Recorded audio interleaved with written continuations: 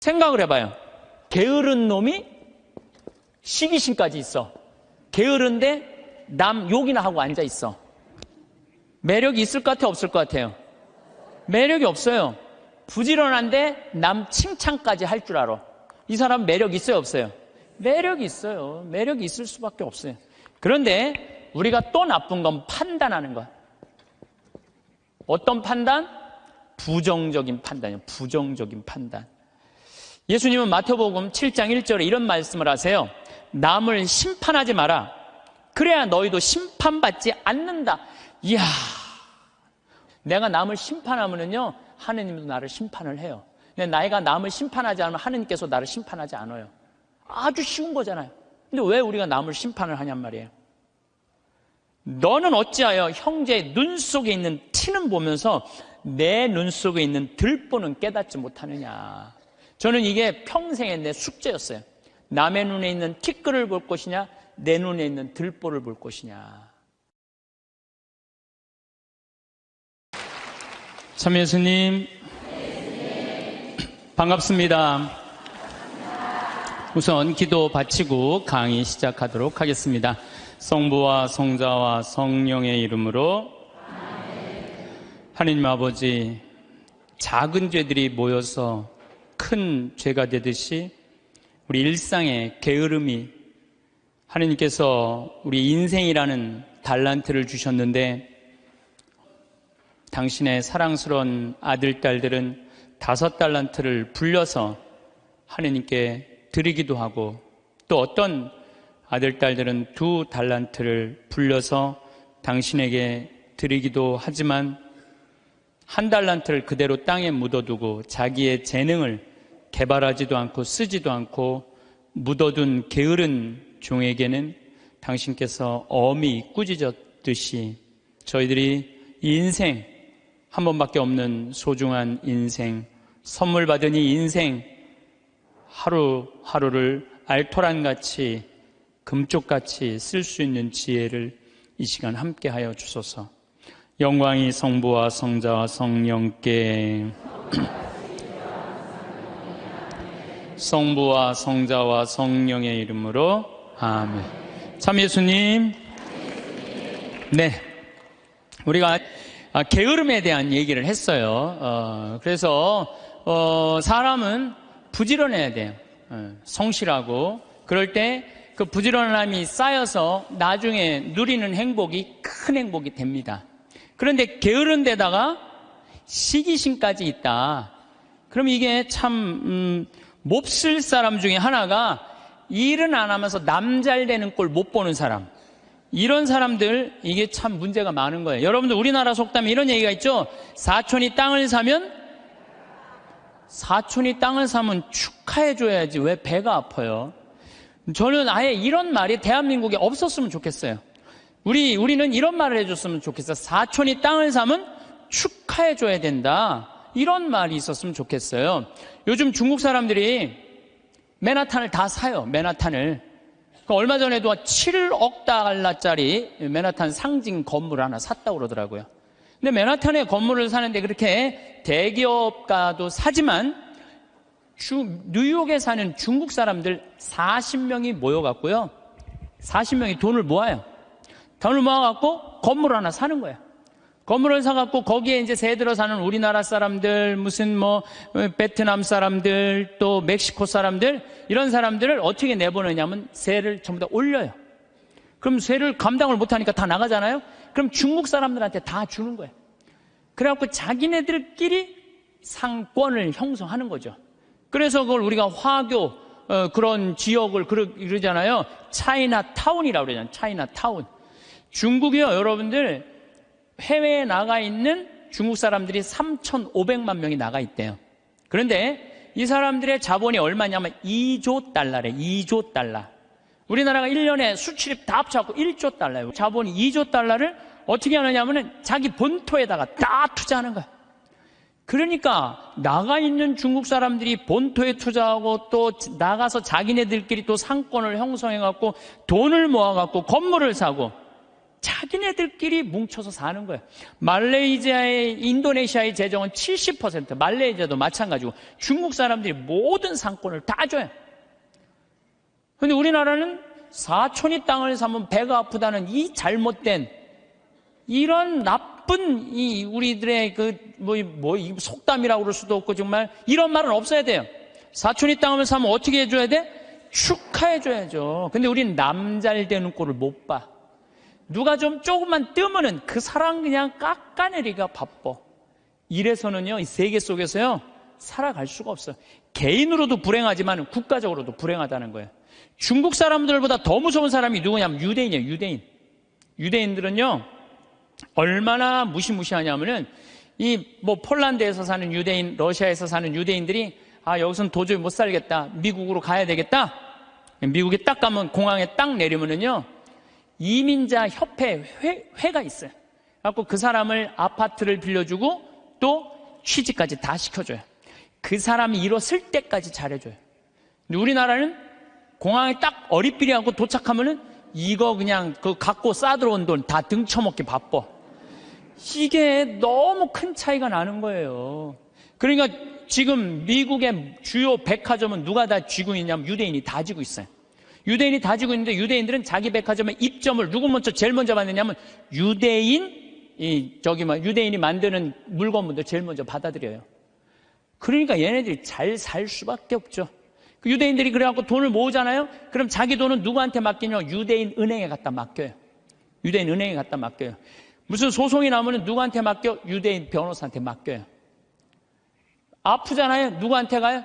유대인 의사한테 가요. 그러니까 이 유대인들은요, 어느 정도냐면은, 이 미국의 부의 한 50%를 유대인이 쥐고 있대요. 그 중에 미국 부자의 30%는 유대인이래요. 철저하게 민족끼리 돕는 거예요. 사촌이 땅을 사면 배가 아픈 게 아니라 사촌이 땅을 살 수 있도록 도와주는 거죠. 시기심이 없는 거죠, 시기심이. 우리 시기심이 너무 많아.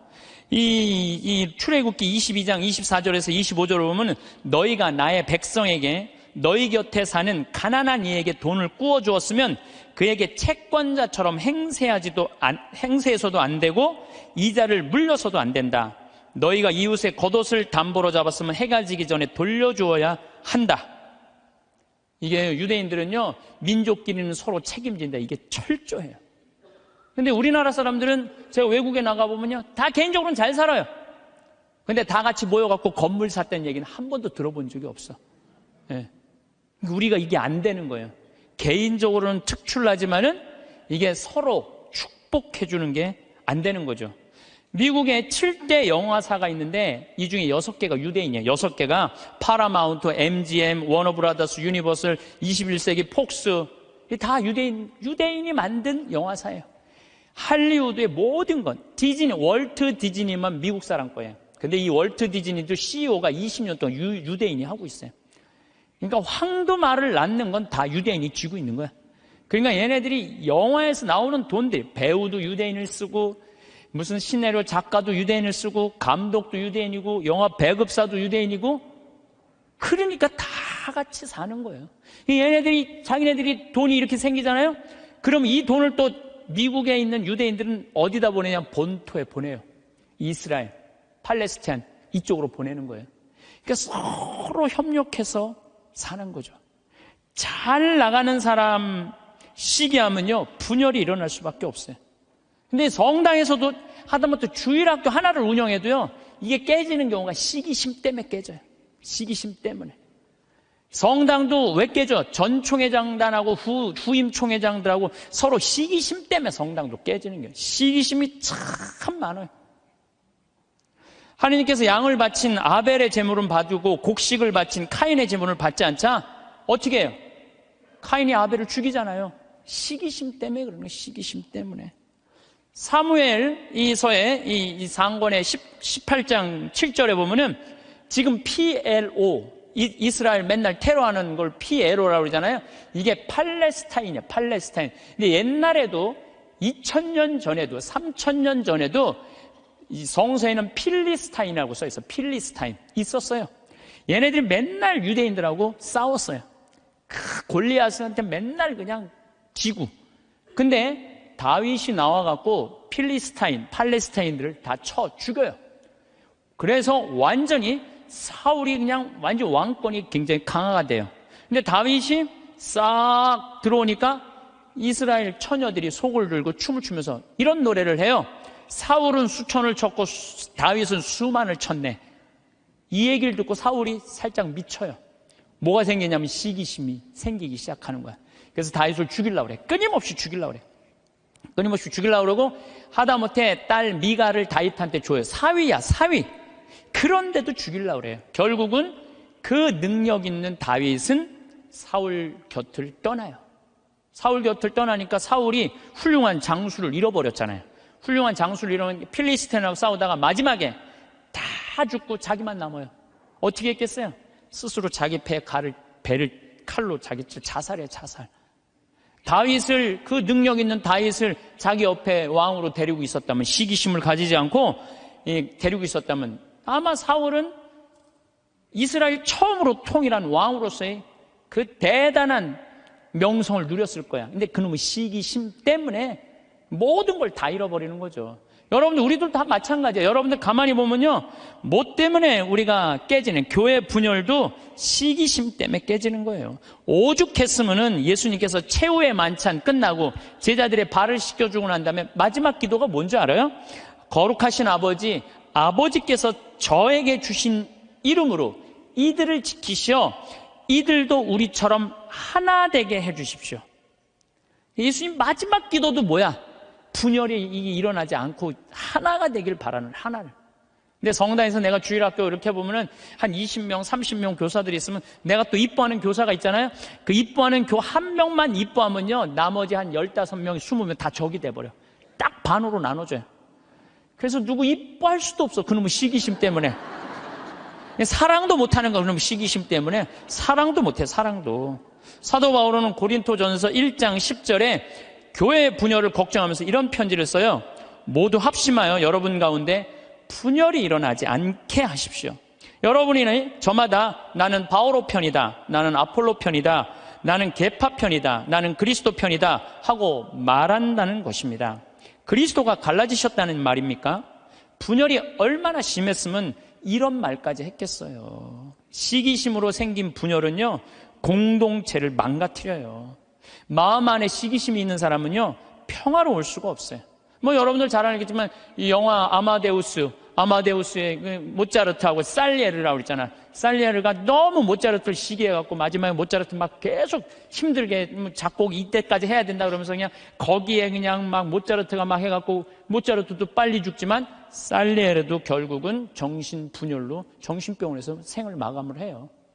그러니까 남을 축하해주는 사람은요, 복을 받는데요, 남 안 되게 시기하는 사람은요, 그만큼 고통을 겪는 거예요. 친구가 성공하거나 사회에 승진하면 축하해주는 넓은 아량이 있어야 돼. 남 시기한다고 내가 행복한 게 아니에요. 남 부러워한다고 내가 행복한 게 아니에요. 나는요, 달리기를 정말로 못해요. 정말로 초등학교 때 뛰면 꼴등이야. 막 쭉 뛰어도 꼴등이야. 얼마나 이놈들이 빠른지. 난 정말로 달리기를 못했어요. 초등학교 때. 그리고 나는 참 그림을 못 그렸어요. 제가 이렇게 뭐 옛날엔 그림의 필요성을 별로 몰랐는데, 뭐 외국에 다니고 뭐 미술관에 다니다 보면 막 뭐 얘네들이 막 고흐 막 이런 애들이 그림 그리는 거 보면요, 내 마음 안에서 막 예술혼이 막 불타요. 그래갖고 막 집에 와갖고 막 도화지도 사고 크레용도 사갖고 집에 와서 막 그림을 그려요. 동창 신부들 오면 내가 보여줘요. 이 그림 어떠냐? 그러면은 동창 신부들이 이구동성을 하는 얘기가 조카가 그린 거냐, 조카가. 난 내가 그린 건데. 한 7살 정도 애가 내 그림을 보고 안 웃는 사람이 한 명도 없었어요. 명작이지, 보고 웃는 거 보면은.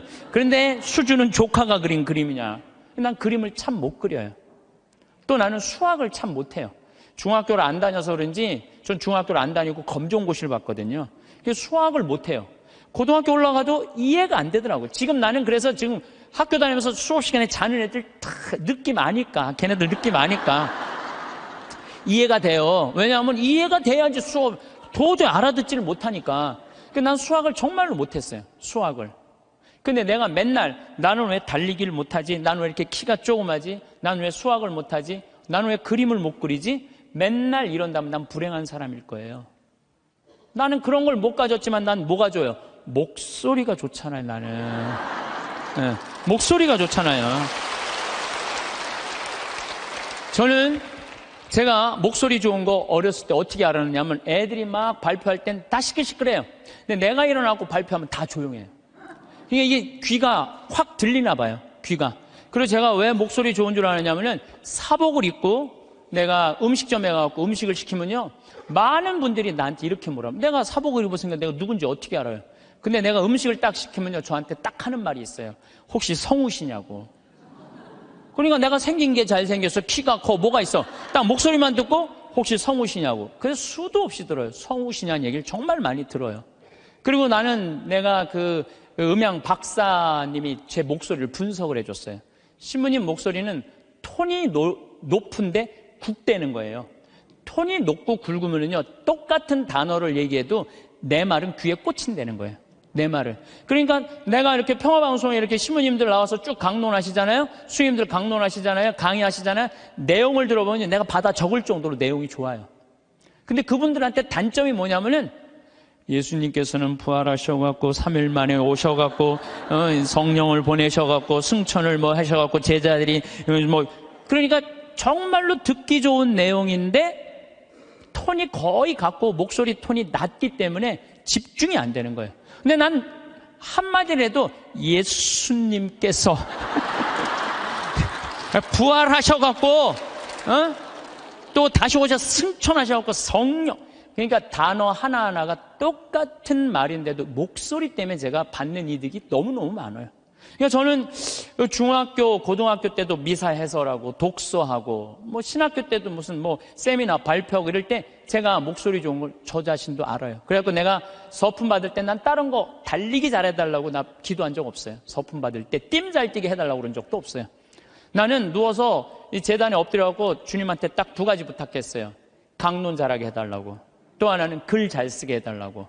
신부가, 나는 신부 중에 키 큰 신부 별로 소용없다고 생각해요. 아니, 복음 선포하는데 키가 무슨 상관이야. 네. 그리고 난 생긴 것도 그렇게 중요하다고 생각하지 않아요. 제가 그 보좌 신부 때 굉장히 15,000명, 16,000명 본당에 보좌 신부를 했었어요. 그러면은 저 뒤에 있는 분들은 내 얼굴이 안 보여요. 그러니까 미사참여 뒤에 하시는 분들은 끝까지 내 얼굴을 몰라, 1년 내내. 근데 그분들이요, 10년 후, 20년 후 와갖고 내 목소리 딱 들으면요, 목소리가 생각이 안 되는 거예요. 목소리만 좋으면 됐지, 뭐 키 커서 뭐해. 그렇지 않아요?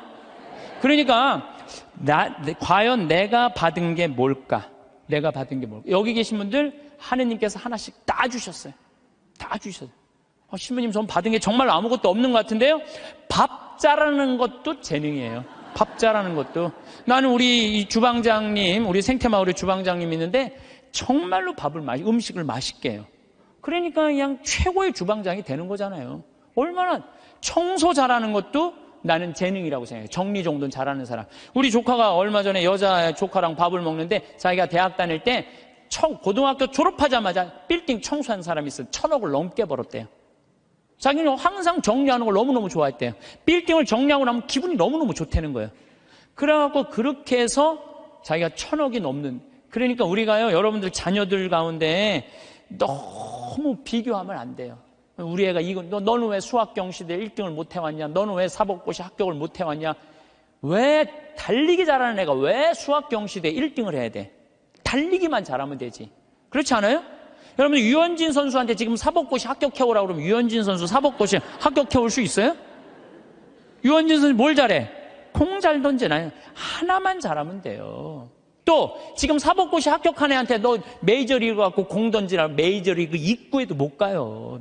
사람이요 다, 그러니까 제가 생각하기는 지 멋이 없어서 그래. 지 멋대로 살 줄 알아야 돼. 자기 생긴 대로 살 줄 알아야지. 그리고 거기다가 남을 축복해 줄 수 있는 마음을 가지고 있는 사람들은요, 진짜 행복한 사람이에요. 진짜 행복한 사람. 그래서 저는 제가 뭐 키도 안 크고 힘도 안 세고 몸도 조그맣고 뭐 이래도요, 나는 내가 받은 게 뭔지 너무너무 잘 알아요. 난 내가 받은 게 목소리라는 생각, 정말 하나님한테 감사해. 난 어머니한테 정말 감사해요. 어머니 나 이렇게 조그맣게 낳아줘서 목소리 좋게 낳아주셔서 너무너무 감사하다고. 이 목소리 하나만 가지고도 뭐 기업체 강의 다니죠, 뭐 무슨 정부기관 강의 다니죠, 뭐 별군데 다 강의 다니. 하다 아침마당에까지 와서 강의해 다니. 아침마당에까지 생각을 해봐요. 이 목소리라는 게 내가 받은 하느님의 최고의 은혜라는 거죠. 저는 가끔 의사 선생님들이 주식 투자하다가 쫄딱 망하고 마지막에 자살하는 분들 가끔 봐요. 의사가 되는 게 쉬운 일이에요. 정말로 어려운 일이에요. 그 공부하려면 얼마나 힘들어요. 그러면은 그렇게 7년, 6년 동안 뼈가 빠지게 의사 공부했으면 의사만 하면 되지. 주식 투자는 왜? 그렇지 않아요? 그러니까 자기가 잘할 수 있는 걸 계속 하는 게 제일 중요한 거예요. 그런데 이상한 데다가 방향을 돌리면은요, 망하는 거예요. 뭐, 아까 잠깐 강의 들어오기 전에 보니까 어떤 영화 배우가 25년 동안 버는 거 쫄딱 망했대. 영화 배우는 연기만 잘하면 돼요. 다른 거 이상한 거 하다가 되게 망하는 게 자기가 잘할 수 있는 걸 안 해서 그래. 자기가. 그러니까 여러분들 자녀들 가운데서도 공부만 해야 된다는 거, 이 머릿속에 이거 빼세요. 공부 빼고는 나머지 다 잘하는 애들 많아요. 공부 빼고. 그런데 나머지 다 잘하는 건 그건 소용없어. 수학하고 영어만 잘하면 돼. 이게 대한민국의 불행에, 제가 지난주에도 말씀드렸지만은 대한민국의 불행으로 가는 길이에요. 불행으로 가는 길이에요. 그래서 자기가 잘할 수 있는 일을, 내가 포크레인 저 잘해요. 포크레인 정말 잘해요. 내가 뭐 하루 종일 포크레인 가지고 황토 집 질 때도 포크레인으로 지는 황토도 잘 개요. 근데 내가 포크레인 하면서 깨달은 게 뭐냐면 아침부터 밤 6시, 7시까지 하는데도 하나도 안 지겨워. 10시간을 여러분들 공부하라고 그래봐요. 나 아마 미칠 거예요. 10시간 공부하라고 그러면. 근데 포크레인을 10시간 하면 하나도 안 지겨워. 시간 가는지도 모르고. 일이라는 게요, 내가 재미가 있고 몸에 이렇게 탄력이 붙으면요, 일처럼 재미난 게 없어요. 여러분들 자녀들 중에 혹시 몸은 튼튼한데 머리가 안 되는 애들은 생태마을에 한번 도전해 보세요. 예. 저는 우리 생태마을이 지금 여주도 나는 고등학교 졸업한 아이로 하고 싶어요. 여주도. 그리고 아프리카 자카란다도 그 농장도 고등학교 졸업한 아이들 파견하고 싶어요. 그 가끔 50살, 60살 되신 분들이 전화해. 거기 생태마을 취직하고 싶다고. 지금 우리 생태마을에 50살, 60살 천지야, 천지 지금. 예. 우리가 이 세대 교체가 필요한 거, 50살 넘은 분들은 하지 마세요. 예, 예. 대신 누굴 보내? 자녀를 보내, 자녀. 몸은 튼튼하나 머리가 안 돌아가는 애들, 이런 애들 꼭 좀 보내주시기를 바라겠습니다. 여러분들, 남을 축복해주는 일은 참 즐거운 일이에요. 시기하지 않고 남을 축복해주는 건 참 즐거운 일이에요. 그래서 저는 우리 후배들이 막 강론자라고 이러면 너무 기분이 좋아요. 우리 생태마을에 이제 부관장 신부들이 3분이 이제 지금 왔다 갔는데, 저는 이제 강의는 내가 하지만 미사 강론은 부관장 신부님들이 되게 해요. 너무 강론을 잘하세요. 그러니까 사실 제가 강의하는 거에 많은 부분들은 부관장 신부들이 강론하는 걸 듣고 내가 그걸 갖고 여기서 하는 거예요. 그래서 내가 부관장 신부들한테 손을 꼭 잡고 너무 고마워. 나한테 이런 재료를 제공해줘서 너무너무 고마워. 참, 이렇게 후배 신부들이 강론 잘하는 거 보면 기분이 너무 좋아요. 그것도 막 사목 잘하면은 막 박수 쳐주고 싶고. 그럼 내가 행복해요. 근데, 저놈의 새끼 봐라. 나보다 강론을 잘하네? 이때부터 불행해지는 거예요. 남을 내가 조금 능력이 모자라도 잘하는 사람을 이렇게 칭찬해 줄 때 나도 행복하고 너도 잘 살고 나도 잘 사는 거야. 중국 애들이 지금 본토는 뭐 하느님 안 믿어갖고 엉망이지만 나가 있는 중국 사람들은 대단하거든. 유대인은 말할 것도 없고, 유대인들은 말할 것도 없고. 나는 우리나라가요, 사촌이 땅을 사면 축하해 준다. 아예 사촌이 땅을 사면 배가 아프다. 이 말 아예 없었으면 좋겠어. 오늘 이후부터 우리는 아예 사촌이 땅을 샀어? 그래.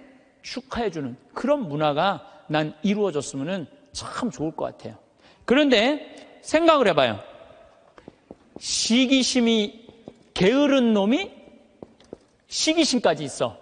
게으른데 남 욕이나 하고 앉아 있어. 매력이 있을 것 같아, 없을 것 같아요? 매력이 없어요. 부지런한데 남 칭찬까지 할 줄 알아. 이 사람 매력 있어요, 없어요? 매력이 있어요. 매력이 있을 수밖에 없어요.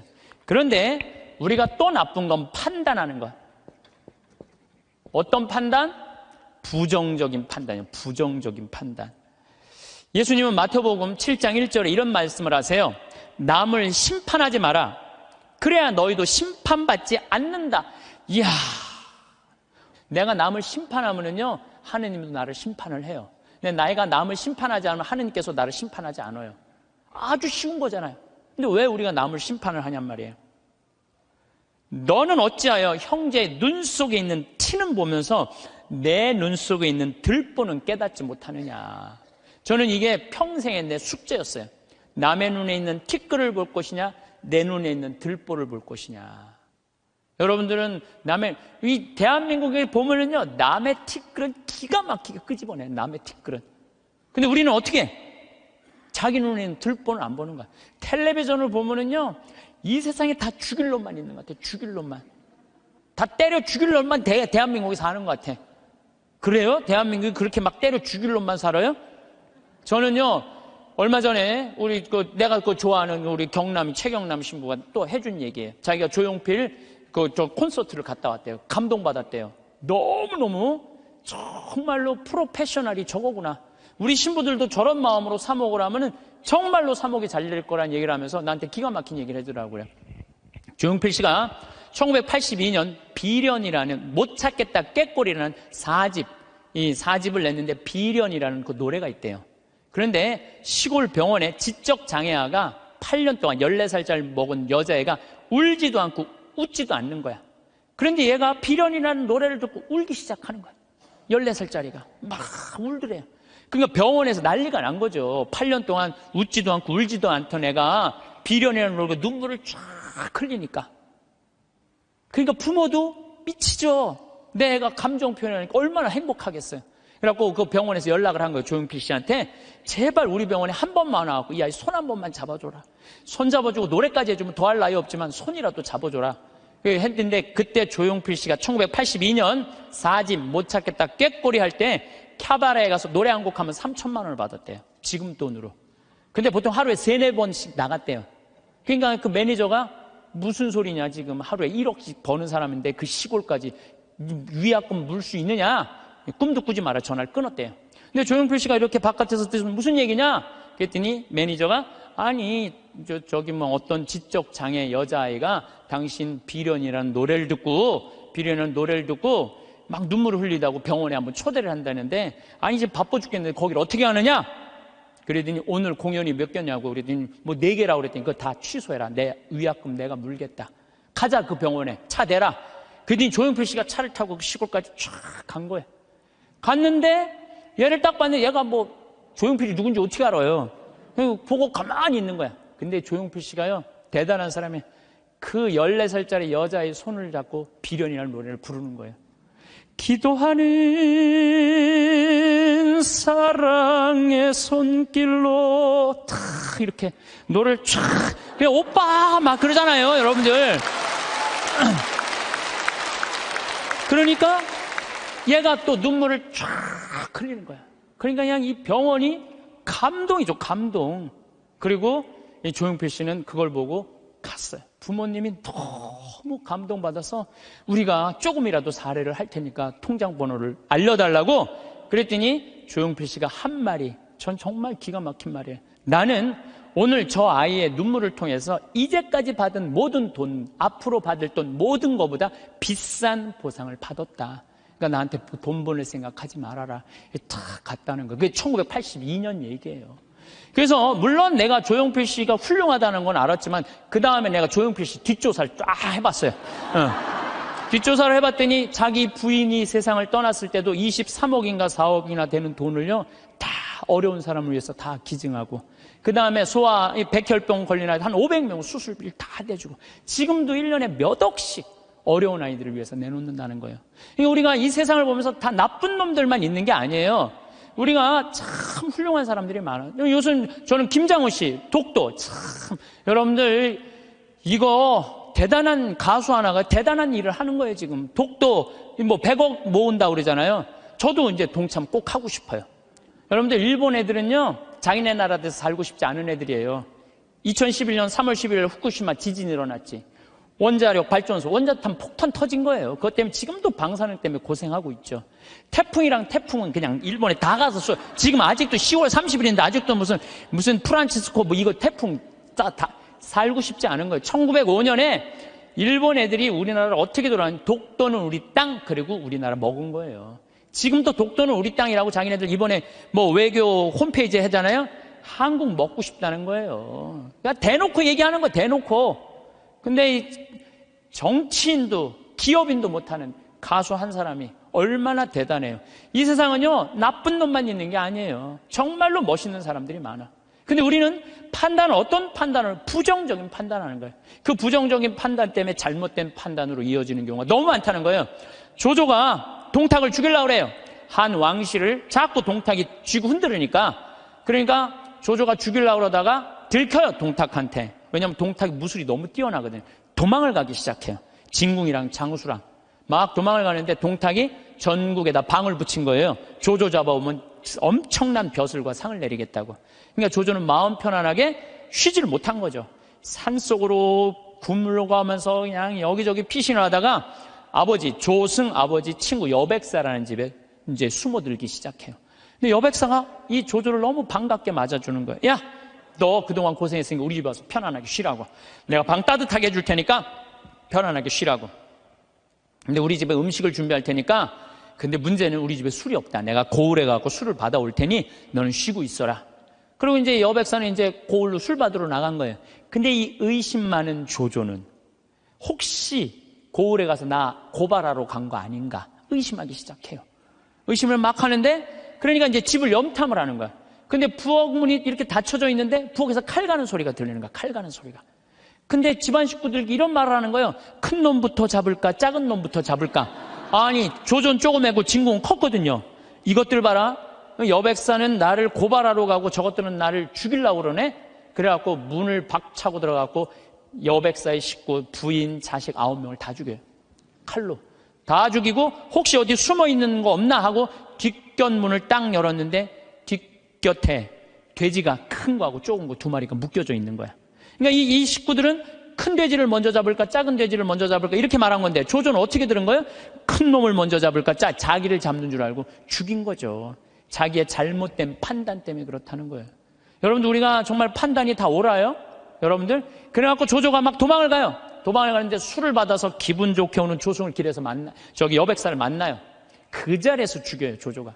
왜? 한 번 잘못한 걸 덮기 위해서는 더 큰 거짓말을 하고 더 큰 잘못을 저지르는 거예요. 그래서 여기 계신 여러분들은 정말로 내 눈에 있는 뭘 봐야 돼? 들보를 볼 생각을 해요. 남의 눈에 있는 티끌 꺼낼 생각하지 말고. 나는 이 성서, 예수님이 참, 예수님 말씀마다 정말 묵상하면 정말 깜짝깜짝 놀랄 말씀 정말 말이에요. 이게 소크라테스가 너 자신을 알라 그 얘기하고 똑같잖아요. 그렇죠? 그 다음에 이 공자의 제자 증자가 성인 1일 3성, 1일 성인지도 1일 3성, 오신 자기 일을 3번 반성하라고 그러잖아요. 그러니까 우리가요, 신앙인들은요, 남 잘못 캐내는 사람이 아니에요. 신앙인들은 누구 잘못 캐내는 사람이야? 내 잘못 캐내는 사람이야. 내 잘못을 캐내갖고 나를 똑바로 세우는 게 신앙이냐. 근데 자기 자신이 어떤지도 모르고 남만 특히 성당 다니면, 활동하면은 자기 모습은 안 보이고 누구만 보여? 남만 보이잖아. 누구는 어쩌고, 누구는 어쩌고, 레디오 단장은 어떻고, 꾸리아 단장은 어떻고, 저건 어떻고, 막 남욕만 디립다 하잖아요. 근데 남욕할 시간 있으면 누구 들여다봐? 자기 들여다. 부처님 제자 넷이서 장인들끼리 토론했어. 야, 인생 살아가면서 제일 괴로운 게 뭐냐? 그랬더니 한 제자가 사랑이다, 사랑. 얼마나 사랑 때문에 우리가 고통을 많이 겪어요. 우리가 이 세상을 살면서. 남녀 문제 수도 없는 갈등의 원인이잖아요. 그랬더니 옆에 있던 제자가 아니다. 사랑보다 더 그런 건 배고픔이다. 그렇죠. 배고픔의 고통. 이거 정말 힘든 거죠. 오죽하면은 대학 교수가 그 돈 몇 푼 받아보겠다고 교수 자리까지 올라가기가 얼마나 힘들어. 그런데 부정 입학, 그 몇백만 원 받아갖고 부정 입학하고 교수 자리 쩔려나가고, 이게 배고픔의 고통 때문에 배고픔. 그냥 먹어도 배고픈 게 이게 인간의 욕심이에요. 인간의 욕심. 그랬더니 또 한 제자가 아니다. 그것보다 더 무서운 거 분노다. 분노. 화가, 자기 화를 조절하지 못하는 거. 이건 저도 동의해요. 사실 저도 인생 살다 보면은 내가 싸운 게 한순간 무너지는 게 뭐냐면 분노 때문에 그래요. 분노. 그랬더니 또 한 제자가 아니다. 그거보다도 더 슬픈 건 죽음에 대한 공포다. 맞죠. 우리 인간이 모든. 그랬더니 그게 다 됐더니 부처님이 하시는 말씀이 아니다. 그것보다 더 슬프고 고통스러운 거는 자기 자신이 누구인지 모른 채 살다가 죽는 거다. 내가 어디서 와갖고 어디로 가는지, 내가 뭘 하는지, 내가 어떻게 살면서 행복한지 아무것도 모르고 그냥 쫓는 게 뭔지도 모르고 그러고 살다가 죽는 게, 저는 부처님 말씀에 저도 동의해요. 예수님, 남의 눈에 있는 티끌볼 생각하지 말고 자기 눈에 있는 들뽑을 생각을 해라고. 그래서 여러분들 항상 우리가 판단을 할 때 부정적인 판단을 할 거냐 긍정적인 판단을 할 거냐, 이게 아주 중요해요. 근데 요즘 텔레비전을 보면은 여러분들 우리나라 텔레비전 뉴스 보면 한심해 안 한심해요? 한심하죠? 정치인들 정말로 내가 지난번에 생명을 살리는 말씀에도 얘기했지만 진짜 서로 말한 진짜 말한 지금까지도 한심해요. 조금만 정말로 한심해요. 그러니까 그냥 어떤 또 국회의원은 이놈의 나라를 그냥 뒤집어 엎어갖고 북한한테 그냥 줘버려야 된다, 이렇게 말하는 사람들도 있고. 근데 여러분들 우리나라가 그렇게 한심한 나라일까요? 저는요 5,000년 역사상, 우리나라가 5,000년 역사상 지금처럼 잘 먹고 잘 사는 적은 없어요. 5,000년 역사상. 고려시대 우리 원나라 조공 바쳤어요. 고려시대 때 원나라한테 조공만 바쳤어요? 왕자도 다 보냈어요. 왕자도 다 보냈어요. 조선시대는 명나라, 청나라 다 조공 바치고 다 왕자들 다 보내고 소현세자 이런 사람들 다 가 있는 거 다. 그리고 그냥 청나라 끝나고 나니까 그 다음에 누구한테 나라 뺏겼어요? 일본한테 나라 뺏겼어요. 1,000년 이상을 통일 국가 다 나눠져서 싸우고, 지금도 나눠져 있지만 그렇게 우리나라 역사가 질곡의 역사를 갖고 있어요. 그런데 이 5,000년 역사상 지금처럼 우리나라가 강성했던 적은 없어요. 우리나라가 경제 규모가요 1조 달러야. 무역 규모가 세계 8위, 경제 규모는 세계 15위예요. 근데 일본은 6조 달러야, 무역 규모가. 중국이 8조 달러, 미국이 14조 달러야. 그러니까 우리가 사실은 참 우리나라도 피곤한 나라야. 양쪽에 너무 센 놈들이 있는 거예요. 중국하고 일본하고. 근데 중국하고 일본이 경제 규모가, 일본이 6조 달러, 중국이 8조 달러예요. 우린 1조 달러밖에 안 돼. 근데 그전에는 1조 달러도 안 됐어. 그러니까 참 조공 바치고 살았던 거죠. 그런데도 또 전 세계에서 일본 놈하고 중국 놈 무시하는 것도 대한민국 사람밖에 없어요, 또. 근데 제 생각엔 그래요. 제 생각에는 그래도 5,000년 역사를 보면 지금처럼 우리가 잘 살고 잘 먹고 잘 사는 적이 없어요. 여러분들, 우리나라 차 잘 만들어요. 차 잘 만들어요.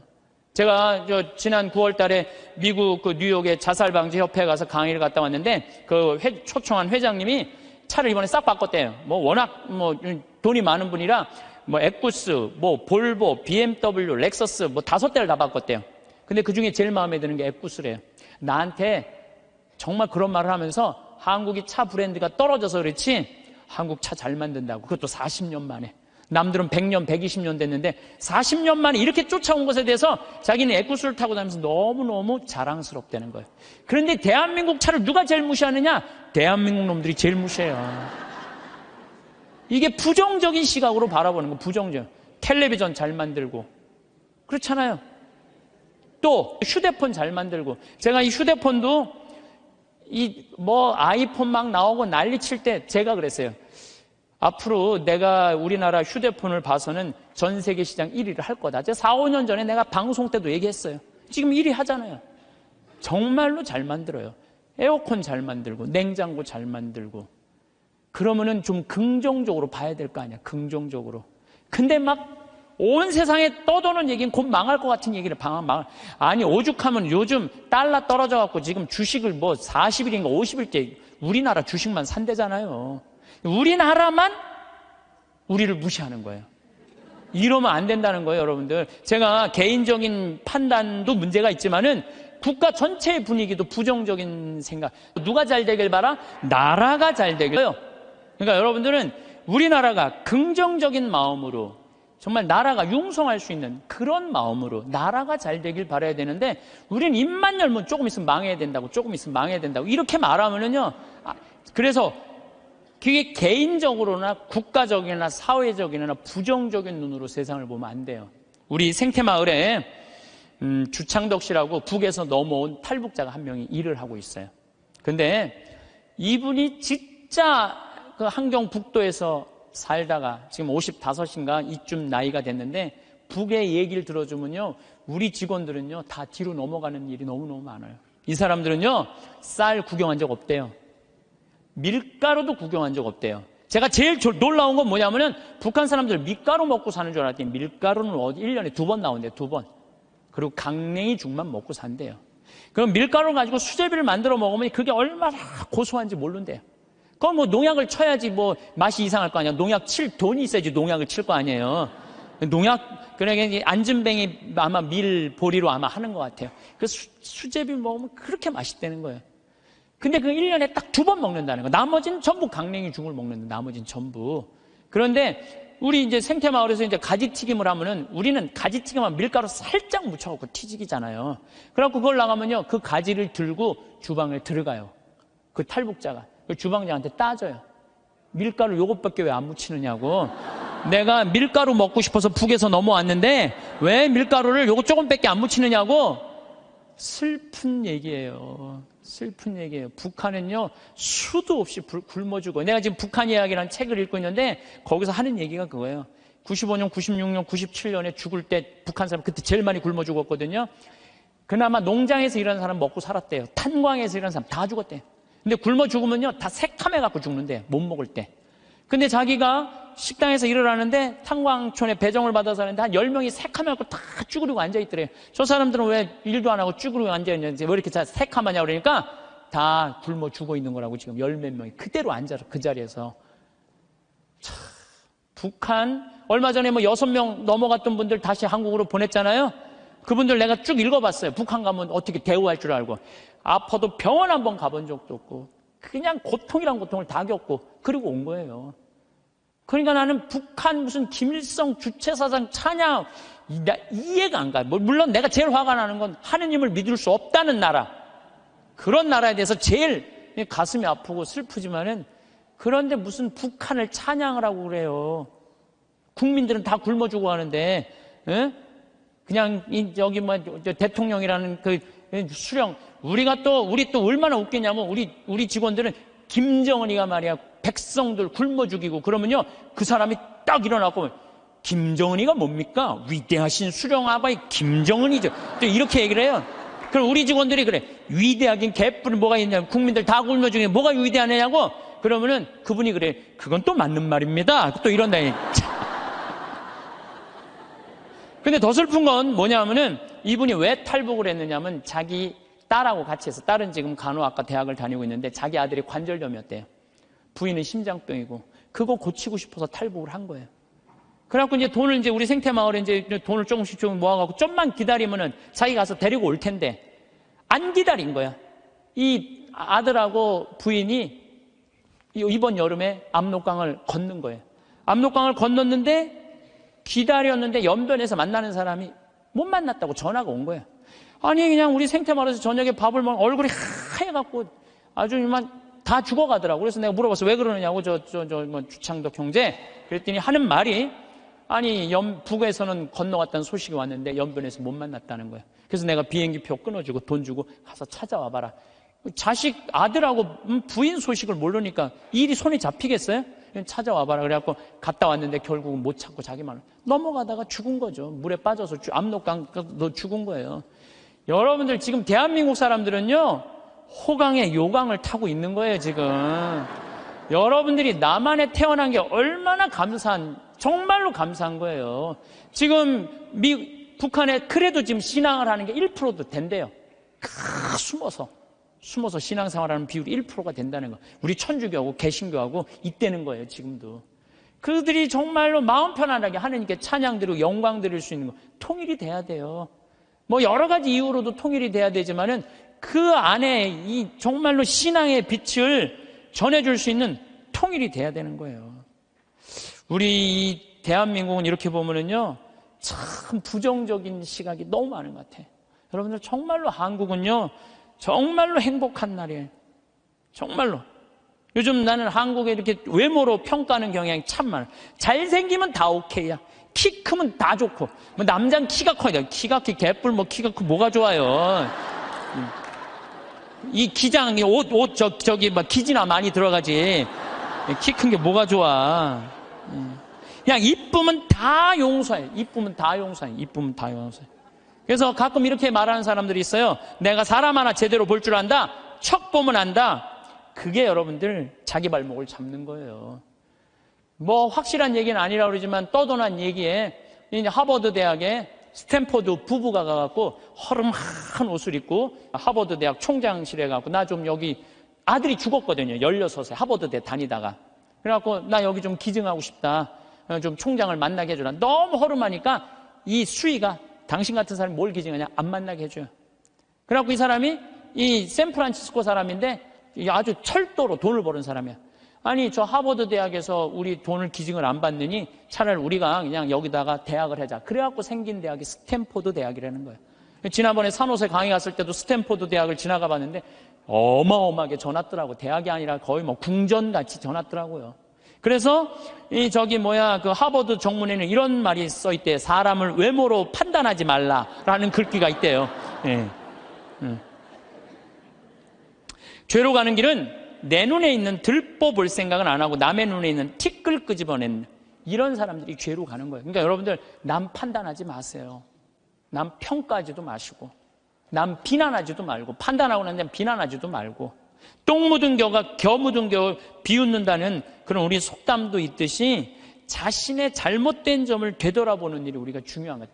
특히 신앙인들은 남 누구 어떻고 이거는요. 이 사도 바오로가 남을 해치는 말은 입 밖에도 내지 말라고 그러잖아요. 남을 해치는 말은. 근데 우리가 그냥 이게 몸에 배 있어. 남한테 흠이 되는 말 한마디를 하더라도 우리가 정말로 이거 조심하고 두려워해야 되는데 이게 안 되는 거야. 생각을 해봐요. 게으른 데다가 시기심까지 있는데도 판단을 부정적으로 해. 이 사람 이거 쓸 데가 있는 사람이야, 쓸 데가 없는 사람이야. 쓸모가 없는 사람이야. 여러분들 뒤집어서 이렇게 생각해봐요. 성실하고 남 칭찬할 줄 알고 긍정적으로 모든 세상을 바라볼 줄 아는 사람. 이런 사람 죄 질 것 같아, 안 질 것 같아요? 죄 안 져요. 이 작은 것들이 모여서 큰 죄가 되는 거예요. 작은 것들이 모여갖고 큰 죄가 되는 거예요. 그래서 저는 우리 교우들이 살면서 항상 긍정의 에너지가 사람을 사랑하고 칭찬해주고 평생의 설계가 돼 있는 그런 분들이 됐으면 좋겠어요. 우리가 정말로 죄로 가는 길은 욕심이에요. 욕심은 다음 시간에 이어서 하도록 하겠습니다. 영광송 바치겠습니다. 성부와 성자와 성령의 이름으로 아멘. 영광이 성부와 성자와 성령께, 성부와 성자와 성령의 이름으로 아멘. 감사합니다. 황창연 신부님의 행복특강 죄에 이르는 길 2부에서는 시기 질투에 대해도 말씀하셨는데 시기 질투를 하는 게으르고 욕심 많은 사람들의 이야기도 함께 하셨죠. 그와 반대로 부지런하고 남을 칭찬하는 매력적인 사람에 대해서 말씀하셨는데 매력적인 사람이 되는 방법에는 여러 가지가 있습니다. 방법을 공유드립니다. 자신감을 키우기. 자신감은 매력의 핵심입니다. 스스로를 믿고 긍정적인 사고방식을 유지하세요. 긍정적인 태도 유지하기. 긍정적인 사람들은 다른 사람들에게 좋은 에너지를 전파합니다. 웃고 감사하는 마음을 가지세요. 청결과 외모 관리. 단정한 외모와 청결한 상태를 유지하면 첫인상이 좋아집니다. 자신의 스타일을 찾고 꾸미는데 신경 쓰세요. 좋은 매너와 예의. 다른 사람을 존중하고 배려하는 태도는 큰 매력 요소입니다. 예의를 지키고 상대방을 잘 대우하세요. 경청하기. 다른 사람의 이야기를 잘 듣고 공감하는 태도는 상대방에게 호감을 줍니다. 대화 중에 눈을 맞추고 적극적으로 반응하세요. 유머 감각. 적절한 유머는 분위기를 좋게 만들고 사람들을 즐겁게 합니다. 상황에 맞게 웃음을 유도해보세요. 지적 호기심과 배움의 자세. 다양한 지식을 쌓고 끊임없이 배우려는 자세를 가지세요. 이는 대화의 깊이를 더해줍니다. 취미와 열정. 자신만의 취미와 열정을 가지면 더욱 매력적입니다. 좋아하는 일을 통해 활력과 행복을 느끼세요. 정직함과 신뢰성. 정직하고 신뢰할 수 있는 사람은 항상 호감을 받습니다. 약속을 지키고 진실된 태도로 사람들을 대하세요. 감사와 겸손. 작은 일에도 감사하는 마음을 가지세요. 겸손한 태도는 사람들에게 좋은 인상을 남깁니다. 이러한 요소들은 생활 속에서 실천하면 자연스럽게 매력적인 사람이 될 수 있을 것입니다.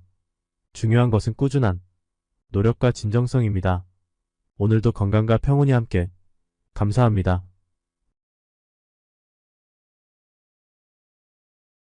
이렇게 살았어요. 죽을 둥 살 둥 사는 거죠. 나 죽으면 무슨 소용이 있어? 나 죽으면 여러분들 어떻게 할 것 같아? 아유, 그 아까운 신부 죽었네? 그리고 끝이야. 그걸로 끝이에요. 아까운 신부 죽었네? 그리고. 근데 우리 신부들은, 아유, 그놈의 새끼 죽을 둥 살 둥 하더니 지금 아까운 애 죽었네? 그걸로 끝이에요. 나 죽으면 누구만 가슴에, 우리 어머니, 아버지. 그냥 가슴에 묻고 살 거 아니에요. 그래서 내가 수술하러 들어가면서 우리 직원들한테 뭐라고 그랬냐면, 나 수술하고 나오면 아무것도 안 한다. 성당 안 짓는다. 사정관 안 짓는다. 수영장 안 한다. 백지다, 백지. 그 수술하고 나와갖고 이제 건강해갖고 나왔단 말이야. 성당 안 짓고 이 황토, 이것도 제가 흙으로 다 바른 거예요. 황토 15cm. 괜찮더라고요. 그리고 1년에 300명, 400명 오는 경우 1년에 두세 번이야. 그걸 욕심을 낸다고 그냥 30억, 40억짜리 또 공사를. 내가 얼마나 어리석었는지 몰라. 지금 사정관도 황토, 통나무집 강에 얼마나 좋은지 몰라. 수영장도 그냥 요 강에 가서 하면 되는 걸, 강에 가서 하면 되는 걸 그냥 굳이 왜 여기다 또 수영장을 만들어갖고 또 가만히 보니까 다 내 욕심이야, 욕심. 그냥 아무것도 안 하니까요. 너무 좋은 거예요. 너무 좋은 거예요. 편안하고. 그렇다고 뭐 생태마을 망하는 것도 아니고 다 내 인생이 괴로운 건요. 남 때문이 아니에요. 다 내 욕심 때문에. 다 내 욕심 때문에. 우리가 죄에 이르는 길이라는 주제로 지금 강의를 하고 있습니다. 우리가 죄에 이르는 길은 뭐냐면 게을를 때 죄를 많이 져요. 일이 없는 사람이 꼭 남 탓하고 핑계대고 그리고 아무 일도 안 하면요 생각이요 멍청해지고 생각이 이상한 쪽으로 많이 흐르는 경우가 참 많아요. 그래서 우리 생태마을 직원들은 일이 너무 많아. 1년 내내 너무 바빠요. 사실 우리 생태마을 이렇게 보면은 1월달, 2월달은 콩을 600가마를 삶아요. 1월달, 2월달 콩을 600가마. 그러니까 그냥 솥 큰 거 10개를 가지고 하루에 4가마 삶기가 바빠요. 왜냐하면 콩은 한 6배 정도 불어나거든요. 그러니까 그냥 요즘 우리 생태마을 직원들이 신부님 청국장 좀 그만 팔라고 힘들어 죽겠다고. 그래서 콩 하죠. 또 1월달, 2월달은 아토피 아이들 힐링 캠프를 해요. 아토피가 먹을 거리가 중요하거든요. 그래서 아토피 하지. 또 이제 3월달 되면 거름 또 우분하다가 거름 다 피지. 그리고 그냥 3월달 되면 그냥 상추, 무슨 치커리, 쑥갓, 뭐 감자, 고추, 모종 내기가 너무너무 바빠요. 그러니까 그거 하다 보면 훌쩍 지나가. 저는 또 이제 3월달에 이제 또 사순 이제 강의 다니고. 4월달 되면 여기 구역장 반장님들 또 여기 오늘도 무슨 고등학교 동창들도 오고, 무슨 세무사님들도 오시고, 4월달, 5월달, 6월달엔 정말로 많이 피정으로 와요. 그러면은, 이제 3월달에 이제 모종낸 이제 상추, 쑥갓 이런 거 뜯어다가 된장만 갖다 줘도 얼마나 잘 먹는지 몰라요. 맛있다고. 그냥 자연에서 바로 먹으니까. 7월달, 8월달은 우리 학생들 또 3,000명 와서 환경 피정하고. 9월달은 또 이제 가을에 김장하려고 배추도 이번에도 한 4만 3천 포기 심어놨어요. 무는 10만 개 심고, 고추는 4천 근 해고, 일이 얼마나 많은지 몰라요. 그러면 이제 9월달 또 이제 10월달 되면 이제 김장하기 시작해. 11월, 12월달까지 해요. 그리고 나는 또 나대로 또 특강 다니고 책 쓰고. 직원들이요, 정말로 그래. 신부님, 해만 지면 잔다는 거예요. 해만 지면. 죄질 시간이 어디 있어요? 해만 지면 자는데. 이게요, 아무 일도 안 하는 사람이 저녁에 밤새 잠은 안 오고 컴퓨터 인터넷 이상한 거나 보고 다니고 그러는 거예요. 그래서 사람은요, 일을 해야 돼요. 일을 해야 돼. 그리고 또 우리가 죄에 이르는 길이 뭐냐면 시기심이야, 시기심. 남 시기하는 거. 남 잘 되는 꼴을 못 봐. 이게요, 사촌이 땅을 사면 배가 아프지 말고 사촌이 땅을 사면 어떻게 해야 돼? 축하해줘야 돼요. 다 같이 잘 살아야 돼요. 제가 말씀드렸지만 유대인들은요, 철저하게 민족끼리는 서로 책임진다. 그러니까 그 민족 유대의식이 철저한 거예요. 우리도 정말 여기 어려운 형제들끼리 제가 그래서 요즘 우리 형제들하고 하는 얘기가 그거야. 야, 우리도 개 모으자. 우리 형제들. 예, 그래갖고 50만 원, 100만 원씩 모아갖고 이제 우리 형제들이 4형제인데 걔 모아갖고 우리 잘 살라고 그러는 게 조카가 6이니까 걔네들 뭐 가게 하나 할 때 무이자로 빌려주는 거 무이자로. 그러면 일어 쓰는 게 훨씬 빠른 거죠. 유대인이 그렇게 해서 다 잘 사는 거. 우리나라 사람들도 그런 얘기야. 우리나라 사람들은 그냥 이자 꿔주고 그냥 뭐 조금 돈 한 1,000만 원 주고 이자를 2,000만 원, 3,000만 원. 이게 다 하느님 앞에서 책임져야 되는 사람들이에요. 다 하느님 앞에서. 그래서 저 출애굽기 18장에 보면 이웃한테 돈 꿔주고 이자 받지 말라는 거예요. 그 사람이 살게 해주는 게 크게 세상 사는 맛이지. 그 돈 꿔주고 그냥 막 돈 못 갚으면 신체 포기각서 막 쓰라고 그러고. 이건 정말로 죄가 꽉 차 있는 거죠. 근데 거기다가 판단까지 부정적으로 해. 그냥 자기 눈에 있는 들보 꺼낼 생각은 남의 눈엔 티끌만 찾아내려고. 여러분들 신앙생활하는 이유가 뭐예요? 나의 잘못을 자꾸 수정하는 거죠. 자꾸. 그래서 막 건강한, 예수님, 하느님 완전한 것처럼 너희도 완전하라고. 내가 그렇게 완전을 향해서 노력하는 것이 좋은 거죠. 그런데, 게으른 데다가 남 잘된 꼴을 못 보고 판단은 부정적으로 하는 게 욕심까지 있어. 이러면은요, 이거 정말 완전 죄로 가는 것 같아. 그래서 우리가 탐욕, 욕심, 이게 우리가 죄로 빠뜨리는 거예요. 돈 때문에 회사나 국가 기밀 중국에 팔아먹는 사람들이 있어요. 정말 정신 나간 사람들이죠. 지금 중국이 어떤 나라인데 거기다가 지금 중국이요 경제 규모가 8조예요. 우리는 1조인데. 그러니까 거기다가 그걸 팔아먹으면 어떻게 거기 걸 빼와야지. 근데 그냥 뭐 사장 자리 준다, 부사장 자리 준다, 이런 거에 혹해갖고 그냥 우리나라, 그냥 얼마 전에도 세계 특수강 업체 직원들이 억대 연봉 준다고 그냥 그걸 다 팔아는. 나라 국부가 유출되는 거예요. 다 뭐 때문에? 탐욕 때문에. 탐욕 때문에. 탐욕 많은 부자들이요, 사람들 무시해요. 돈 많은 부자들이요, 사람 무시해. 왜 무시하는 줄 알아요? 사람 가까이 하면 도와달라고 그럴까봐. 그게 귀찮으니까 사람도 안 만나는 부자들 많아요.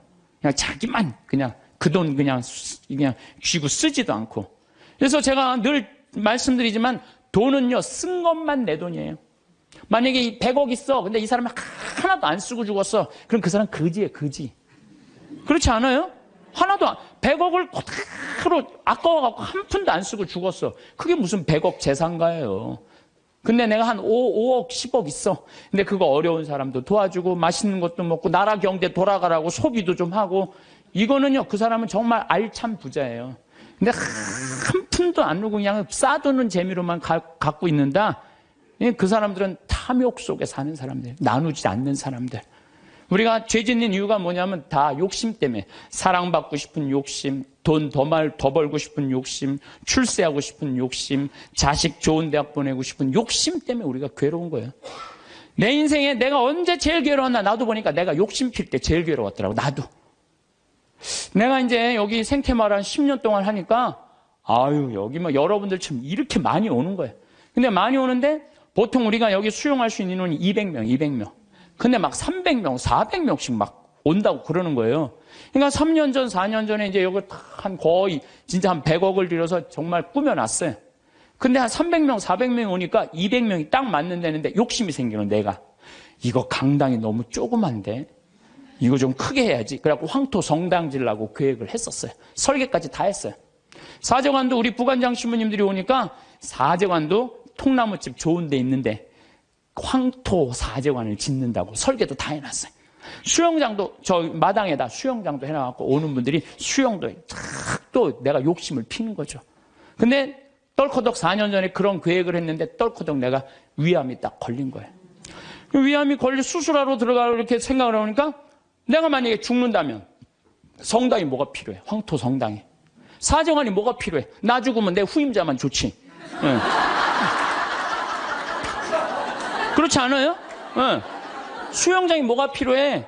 그래서, 저는 암 걸리기 전에는 7일 중에 9일을 일을 했어요. 7일 중에 9일을. 예. 무슨 얘기냐면은, 아침에도 강의하고 밤에도 강의하고 어떤 날은 서울에서 오전에 강의하고 밤에 부산에서 강의하고 막 이랬어요. 미국 강의도 만약에 7월 15일부터 18일까지 미국 강의다. 그럼 15일 날 아침에 도착해하고 18일 강의 끝나고 한국에 와서 또 강의하고 이렇게 살았어요. 죽을 둥 살 둥 살은 거죠. 나 죽으면 무슨 소용이 있어? 나 죽으면 여러분들 어떻게 할 것 같아? 아유, 그 아까운 신부 죽었네? 그리고 끝이야. 그걸로 끝이에요. 아까운 신부 죽었네? 그리고. 근데 우리 신부들은, 아유, 그놈의 새끼 죽을 둥 살 둥 하더니 지금 아까운 애 죽었네? 그걸로 끝이에요. 나 죽으면 누구만 가슴에, 우리 어머니, 아버지. 그냥 가슴에 묻고 살 거 아니에요. 그래서 내가 수술하러 들어가면서 우리 직원들한테 뭐라고 그랬냐면, 나 수술하고 나오면 아무것도 안 한다. 성당 안 짓는다. 사정관 안 짓는다. 수영장 안 한다. 이제 건강을 갖고 나왔단 말이야. 성당 안 짓고 이 황토 이것도 제가 흙으로 다 바른 거예요. 황토 15cm. 괜찮더라고요. 그리고 1년에 300명, 400명 오는 경우 1년에 두세 번이야. 그걸 욕심을 낸다고 그냥 30억, 40억짜리 또 공사를. 내가 얼마나 어리석었는지 몰라. 지금 사정관도 황토 통나무집 강에 얼마나 좋은지 몰라요. 수영장도 그냥 요 강에 가서 하면 되는 걸 강에 가서 하면 되는 걸 그냥 굳이 왜 여기다 또 수영장을 만들어갖고 또 가만히 보니까 다 내 욕심이야. 욕심. 그냥 아무것도 안 하니까요. 너무 좋은 거예요. 너무 좋은 거예요. 편안하고. 그렇다고 생태마을 망하는 것도 아니고 다 내 인생이 괴로운 건요. 남 때문이 아니에요. 다 내 욕심 때문에. 다 내 욕심 때문에. 여러분들 단골집 있는 장사 잘 되는 집 있죠. 단골집에 막 손님이 바글바글해. 근데 자리가 20개밖에 안 돼. 그런데 그냥 막 한 50명이 돌아가. 사장이 막 100그릇을 팔아도 너무너무 행복해. 막 사람들이 막 돌아가고. 그런데 요 100그릇에 만족하지 않고 돌아가는 사람이 아까운 거야. 돌아가는 사람 아까운 거예요. 아유, 저거 내가 가게 조금만 크게 지면은 내가 저것도 다 팔 수 있는데 500그릇까지 팔 수 있을 것 같은데. 그래갖고 이제 땅을 좀 사서 건물을 크게 져요. 100명 앉을 수 있는 좌석을 해갖고. 그러니까 음식도 맛있고 그러니까 사람들이 한 200그릇 팔려. 그럼 100그릇 팔다가 200그릇 팔리면 행복해 안 행복해요? 행복해져. 근데 이 사람은요 목표가 500그릇이야. 500그릇이니까 몇 그릇 손해 본다고 생각해? 300그릇 손해 본다고 생각을 하는 거야. 그러니까 옛날에는 그냥 100그릇 팔 때는 얼굴이 반짝반짝 웃고 그냥 손님들한테 너무너무 다정했는데 옮겨갖고 째려보는 거예요. 오늘 300명이 안 왔네. 이것이 어떻게 하면 좋지? 웃던 사장 얼굴이 새로 이사가거나 얼굴이 굳어 있어. 직원도 2명이면 충분하던 거 10명 주려고 그러니까 은행에 이제까지 빚까지 해갖고 건물을 줘놨는데 옛날에는 그냥 뼈국물, 오리지널 뼈국물만 울고갖고 손님한테 줬는데 아이씨 이거 돈이 안 되네. 야 우유 타 막. 우유 타. 그러니까 손님들이 와서 옛날에 그 맛이 아니네. 이 사람이 집 옮겨가더니 그 집 옛날에 그 맛이 아니야. 그러면 순식간에 망하는 거예요. 그래서 다 욕심 때문에 망하는 거. 욕심 때문에. 여러분들 집도 마찬가지야. 25평 살 때 행복했어. 근데 50평짜리 친구 집에 아파트를 가보니까 우리 집 25평이 그 집 화장실에 들어가게 생겼어. 그래갖고 내가 은행 이자도 좀 하고 좀 무리를 해서 내가 50평을 사야지. 50평을 샀어. 여러분도 50평 사면은요, 상황이 달라져. 25평일 때는 25인치로 충분해. 근데 50평짜리를 가지고 25인치 테레비를 갖고 가면요, 요만해. 네. 그럼 어떻게 해야 돼? 50cm로 사야 돼. 네? 냉장고도 2도어 하던 거 6도어로 해야 돼. 네. 50평에서 티코 타고 나오기 창피해. 그랜저는 사야 돼. 점점 힘들어지는 거예요. 우리가 인생이요, 가만히 생각해 보세요. 욕심을 안 피면요, 고통스럽지 않아요. 근데 뭐 때문에 고통스러워? 욕심 때문에 고통스러워. 성당도 마찬가지야. 성당도 가만히 보면은요, 성당도 내가 이렇게 이제 우리 젊은 신부님들 이렇게 새로 성당 지을 때 이렇게 가서 보면요, 교우들 한 2,500명, 3,000명이면요, 그 교우들 죽어라 모아야 30억 모아요. 그런데 설계를 한 걸 보면 50억짜리, 100억짜리 해놓은 성당 많아요. 그러면 50억, 100억짜리 해놓으면은 50억이 들어간다 그러면 교우들이 50억 우리가 어떻게 내지? 나 돈도 없는데? 또 못 내는 경우들은 미안해서 성당 못 나오고. 이 성당 짓는 데는데 교우가 늘어나야 되는데 줄어드네? 이거 시모님이 반짝반짝 웃다가 어떻게 되는 거야? 인상을 쓰는 거죠. 응? 하느님 집 짓는 데는데 왜 돈을 안 내냐? 맨날 욕하고. 그 다 욕심 때문에 죄를 짓는 거예요. 욕심 때문에. 욕심을 안 피면요, 우리가 정말로 행복해요. 얼마나 좀 대한민국 살기 좋아요. 제가 얘기하잖아요. 여기 우리 생태마을 와서 일하면은 한 달에 180만 원 준다고. 고등학교 3학년 애들 60 넘은 사람은 안 써요. 우리도.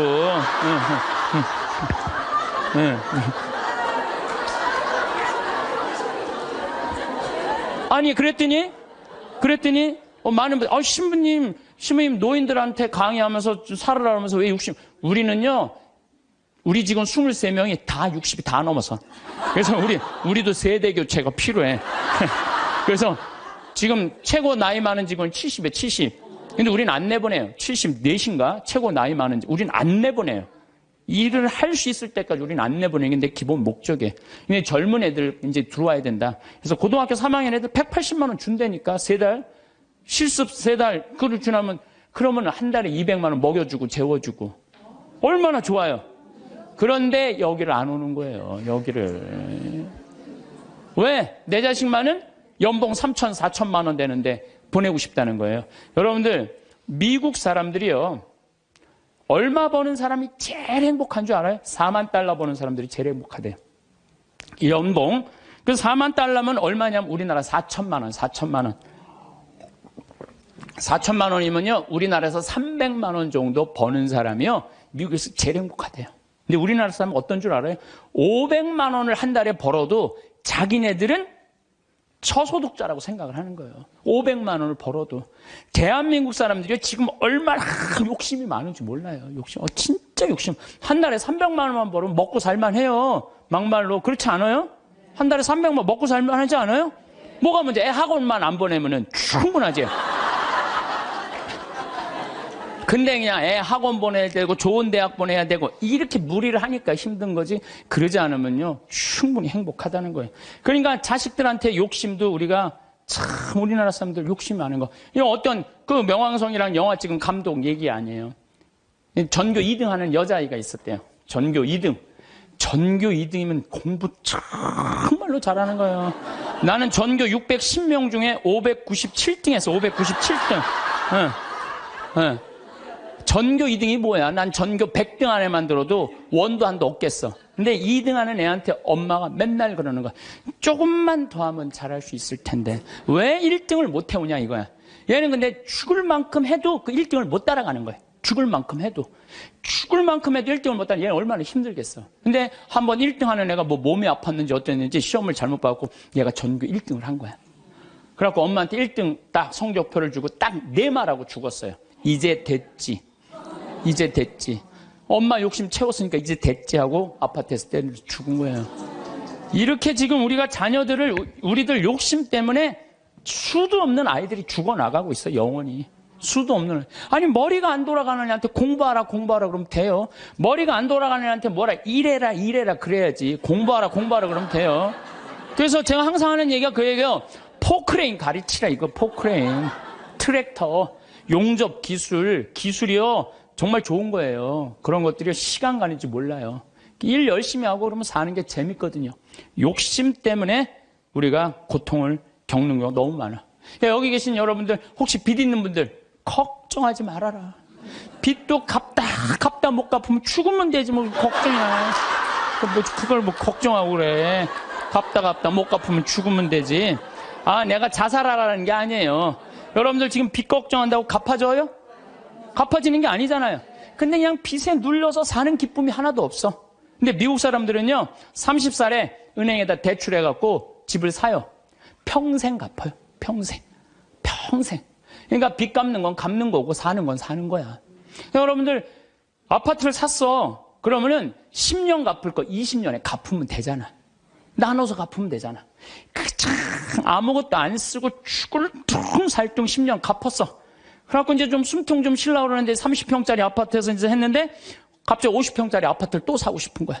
그럼 또 대출 받아갖고 50평 죽을 평생 그냥 돈 한 푼도 못 쓰고 집만 늙히다가 죽는 사람들 많아요. 그런 사람들 많아요. 뭐하러 살아?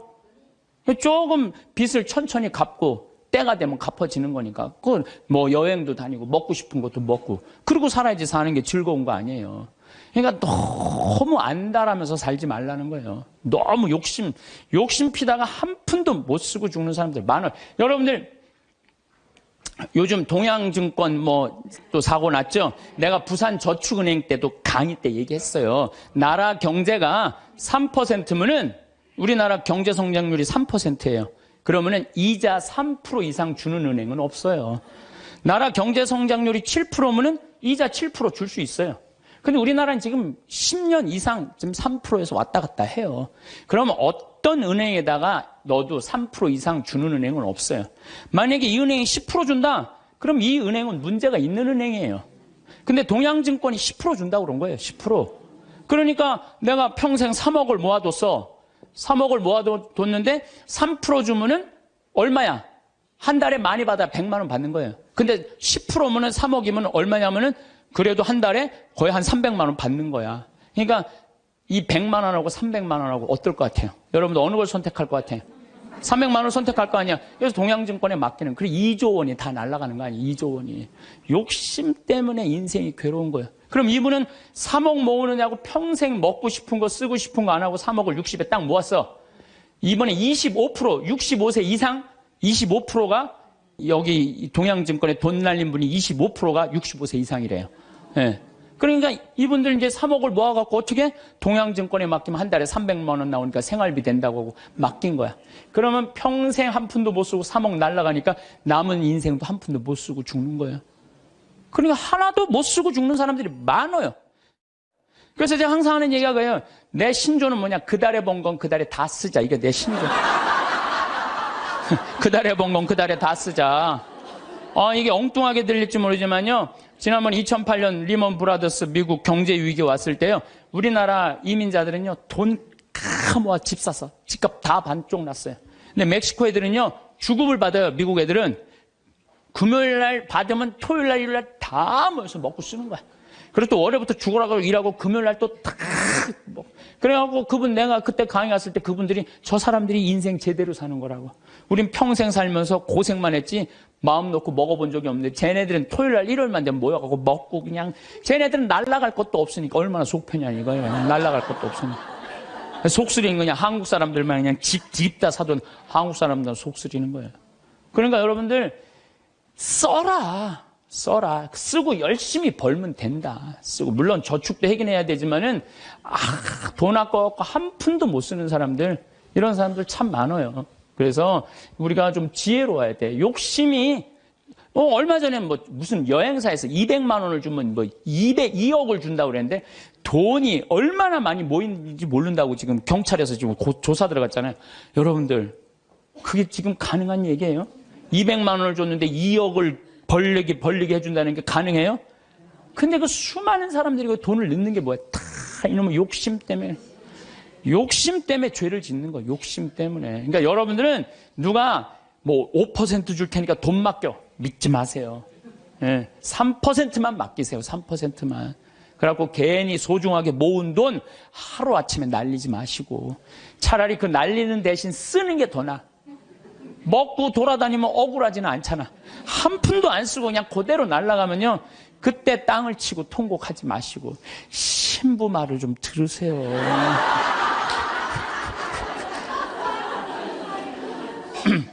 이 모든 게 쌓여갖고 뭐가 되냐? 미움이 돼요. 모든 게 쌓여갖고 미워. 그래서 이 마음 안에 미움이 있으면요. 행복할 수가 없어요. 마음 안에 미움이 있어요. 여러분들 막 너무너무 사람을 미워해. 미워 죽겠어. 그러면은 미워 죽겠으면은 내가 미운 사람이 괴로울 것 같아? 미워하는 내가 괴로울 것 같아요? 그게 문제예요. 내가 막 저놈 미워 죽겠으면 저놈 미워갖고 죽었으면 좋겠는데 저놈이 안 죽고 누가 죽어? 내가 죽어, 내가. 그러니까 미움은 누가 해결해야 돼? 내가 해결해야 돼. 근데 여러분들 생각을 해봐요. 왜 미움이 생겨요? 남편 일도 안 하고 노름하고 술 먹고 그냥 맨날 두들겨 패고 그럼 마음 안에 미움이 생겨 안 생겨요? 생겨요. 자식 해례는 공부는 안 하고 컴퓨터 게임만 하고 그냥 아침에 나올 때면 막 돼지꼬리 말려서 머리 말려갖고 나오고 10시에 11시에 일어나면 미워요, 안 미워요? 부모 해준 거 하나도 없이 그냥 어렸을 때 그냥 고생만 시키더니 그냥 늙어갖고 용돈 내놔라, 병원비 내놔라, 죽지도 않으면서 계속 그러면은 미워요, 안 미워요? 솔직히. 미워요. 사람이요, 이 세상 살면서 미움이 없을 수는 없어요. 살아가면 미워하게 돼 있어요. 어떤 이유로든. 그런데 문제는 미워할 수밖에 없는 인생을 살지만은 결국은 미워하면 누구 손해냐면 내 손해니까. 그러니까 해결을 해야 되는 거예요. 내 손해이기 때문에. 여러분들 미워하면은요, 우리가 마음에 막 미움이 있어. 분노가 있어. 그러면은 무슨 일이 생기냐면 내 혈관 벽이 얇아진대요. 혈관 벽이 이거는 정신적인 고통만 오는 게 아니라 육체적인 고통도 같이 오는 거야.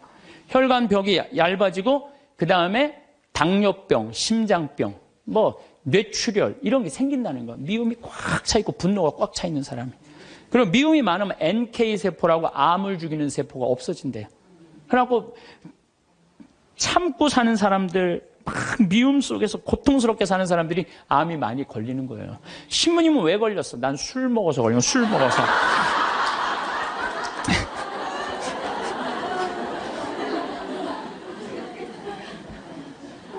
미운 사람이 막 신경이 쓰여. 그 사람 때문에 분노가 일어나.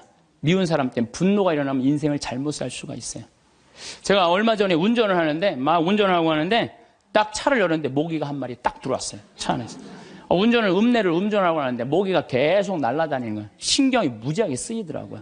근데 이놈이 싹 날아가더니 갑자기 바지 아래쪽으로 싹 들어가는 거예요. 다리 쪽으로 막 들어가는 거야. 그래서 싹 하더니 조용해졌어요. 이제 물기일보 직전인 거야. 아, 이걸 잡아야 되겠다. 그래갖고 이제 바로 보이니까 여기 어디 있나 이렇게 찾는데 갑자기 앞에서 빵 소리가 나더라고요. 보니까 내가 그 모기 찾는다고 중앙선을 넘어서서 25톤 트럭한테 달려가고 있더라고요. 그냥 그 트럭이 꽝 한 거예요. 내가 정신 차리고 정말 심장이 쓰러요. 내가 모기 한 마리 잡으려다가 죽을 뻔했어요. 모기 한 마리 잡으려다가 죽을 뻔했어요. 여러분들 우리 인생 살면서 미운 사람 있어요. 신경에 거슬리는 사람 있어요. 근데 그 사람 잡으려고 그러다가 여러분 인생 망치는 경우가 있어요. 우리가 지금 뭐 하는 게 중요해? 내 인생 운전하는 게 중요해. 그러니까 그 사람들 굳이 신경 쓰지 않아도 된다는 거예요. 근데 우리는 다 해결하려고 그래. 그냥 전부 그냥 다 사랑하려고 그래. 다 내가 미운 사람이 있으면 예수님한테 미안해. 그렇죠? 내가 미워하는 사람이 있으면 예수님한테 미안하잖아요. 그래갖고 그냥 이 사람도 사랑하고 주 예수의 이름으로 이 사람도 사랑하고 저 사람도 사랑하고 주 예수의 이름으로. 근데 여러분들 그러지 마세요. 어떻게 다 사랑해요. 이 사람은요, 동그란 사람, 네모난 사람, 세모난 사람, 별난 사람 있어요. 근데 중간에 삐죽한 놈이 있어요. 삐죽한 말 한마디 해도 상처 주는. 꼭 나한테 미움을 불러일으킨 사람이 있어요. 늘 하는 얘기지만 기분 좋게 파마를 했어. 근데 삐죽한 놈이 한마디에 파마를 왜 그렇게 했어? 얼굴이 떡판 같잖아. 그냥 그 사람만 만나면 너무 미운 거야. 아, 내가 예수님 믿는 사람이 이렇게 미워하면 안 되지. 그래갖고 이 사람을 용서를 해요. 자기가 정말 힘들지만 정말로 주 예수의 이름으로 용서를 또 해줘요. 해주는데 또 겨울에 또 한다는 소리가 남편이 돈 못 벌어 옷을 이렇게 후줄구리하게 입고 다녀. 또 착한 사람들이 이게 문제예요. 그러니까 파마를 왜 그렇게 했어? 얼굴이 떡판 같잖아. 그러면은 이런 사람은 누굴 소개시키자면 별난 놈을 소개시켜. 별난 놈. 찔러도 안 들어가는 놈. 네가 파마비 개좋냐? 파마도 안 되는 게 내가 떡판 같은 네가 무슨 상관이야? 이러면요, 별난 사람은 상처를 안 입어요. 근데 동그란 사람은 파마를 왜 그렇게 해서 얼굴이 떡판 같잖아? 그러면 착한 사람은 뭐라고 그러냐면 그러게 하다 보니까 그렇게 됐네. 그럼 어디 가서 울어? 성당 가서 우는 거야. 그러지 말라는 거예요. 어떻게 모든 사람을 사랑해요. 여러분들, 우리가 착각하고 있는 게 있어요. 성서에 모두 사랑하라는 말은 없어요. 서로 사랑하라고 그랬지. 언제 모두 사랑하라고 그랬어? 서로 사랑하라고 그랬지. 예수님 다 사랑했어요? 예수님? 나는 성서를 아무리 읽어봐도 예수님 다 사랑한 거 찾아볼 길이 없어요. 예수님이요, 회당장 야이로의 딸 살리러 갈 때, 회당장 야이로의 딸을 막 살리러 가는데 12년 동안 하혈한 여자가 예수님 딱 붙잡아요. 그러니까 예수님이 가다가 내 몸에서 기적의 힘이 나갔다. 누구냐? 제자들이 막 찾아요. 누군가. 그때 여자가 저라고 제가 12년 동안 이 하혈하는 거 고치려고 재산을 다 탕진해갖고 마지막으로 선생님 만졌다고. 그러니까 딸아 내 믿음이 너를 살렸다. 이랬을 때 진짜 어깨 우쭐했던 건 제자들이에요. 이야 우리 스승님은 옷만 만져도 저렇게 다 낫는구나. 참 기가 막히다. 다음엔 누구야? 뭐 회당장 딸이 죽었다고 가자. 쫙 갔어요. 근데 딱 갔는데 예수님이 집에서 돌변해요. 회당장 집에 들어가고 엄마 아빠 들어오라고 그러고 12명 중에 딱 3명만 불려. 베드로, 야고보, 요한 셋만 들어와. 딱 셋만 데리고 들어가요. 아니 갔으면 다 같이 데리고 들어가야 될 거 아니야. 다 같이. 근데 왜 셋만 데리고 들어가? 9명 기분 나쁘게. 그렇지 않아요? 여러분들 본당 시민하고 어느 뭐 환자 방문을 갔어. 근데 한 10명이 갔어. 근데 본당 시민이 다 같이 갔는데 갑자기 마리아 테레사 루시아 이러면 나머지 서 있어. 기분 나빠요, 좋아요? 예수님은 모두 사랑하라고 다 데리고 들어갔대. 다 왜 셋만 데리고 들어가? 예수님이 또 다볼산에서 거룩한 변모하잖아요. 다볼산. 이게 다볼산이 내가 가봤는데 580m야. 나자렛에서도 보이고 과부의 아들 살린 나인에서도 보이고 가나의 혼인잔치 포도주막 거기서도 보이고 심지어 갈릴레아에서도 보여요. 다 보인다 그래서 이름이 다볼산이야. 다볼산. 어떻게 2000년 전에 이름도 어쩜 그렇게 잘 졌는지 몰라. 이스라엘에서 다볼산. 다볼산에서 거룩한 변모하러 올라가셨는데 하늘나라의 모습을 보여주시려고 올라가신 거 아니에요? 그럼 다 보여줘야 될 거 아니야. 근데 누구만 데리고 올라냐면 베드로, 야고보, 요한만 데리고 셋만 데리고 올라가요. 아니 예수님도 12 중에 셋만 끼고 돌았는데 여러분들이 뭐라고 신자 3,000명 다 뭐 네모난 놈, 동그란 놈, 세모난 놈, 별난 놈, 삐죽한 놈 다 사랑하려고 그래. 그러지 마세요. 사람이라는 건요 역량이라는 게 있어요. 역량. 내가 어느 정도 사랑할 수 있는 역량이 있어야 10명을 사랑할 역량이 10명만 하면 되고 20명 사랑할 20명만 하면 돼요. 근데 그냥 성당 세례받았던 이유 하나로 그냥 주 예수의 이름으로 다 사랑하려고 그러잖아요. 미쳐. 예수님이 겟세마니 동산에서 내 마음이 괴로워 죽을 지경이니 나와 함께 깨어 기도해라. 그러더니 갑자기 가까이 베드로, 야고보, 셋만 요한만 셋만 오라 그래. 참 마지막까지도 예수님이 그들을 가까이 하셨어요. 9명. 그러니까 그중에 배신하는 놈이 나오는 거예요. 이게 쉽지가 않아요. 사도 바오로도 저하고 같은 생각을 하셨던 것 같아요. 데살로니가 2서 3장 13절을 보면 이런 말이 나와요. 형제 여러분, 여러분은 낙심하지 말고 계속 좋은 일을 하십시오. 좋은 일은 해내는 거예요. 낙심하지 말고. 우리가 이 편지에 적어 보내는 말에 누가 순종하지 않거든 그를 주목하여 그와 상종하지 마십시오. 상종하지 말래잖아요. 다 사랑하라는 게 아니에요. 상종하지 마십시오. 그렇게 하여 그가 부끄러운 일을 당하게 하십시오. 굉장히 감정적으로 썼어요. 그가 부끄러운 일을 당하게 하십시오. 그러나 그를 원수처럼 여기지는 말고 형제처럼 타이르십시오. 그러니까 우리가 이 사랑의 기준이요 아주 애매한 거예요. 원수처럼 여기지는 말라는 거예요. 상종하지는 말되. 그러니까 내가 마음에 드는 사람만 사랑하는 거는 좀 나같이 영적인 단계가 낮은 사람이 하는 거고, 조금 더 높은 단계는 인간은 나약한 존재라는 걸 인정하는 거예요. 인간 사실 나약한 존재예요. 저나 여러분이나 다 나약해요. 여기 우리 이제 4월달, 5월달 이제 상추 이제 쑥간 이런 거 막 나잖아요. 그럼 우리가 얘기해요. 제발 따지 말라고. 또 상추를 따도 이게 잘 이렇게 솎아내면 되는데 깔린다고 그러잖아요. 잘 깔리면 되는데 서울 분들은 뽑아.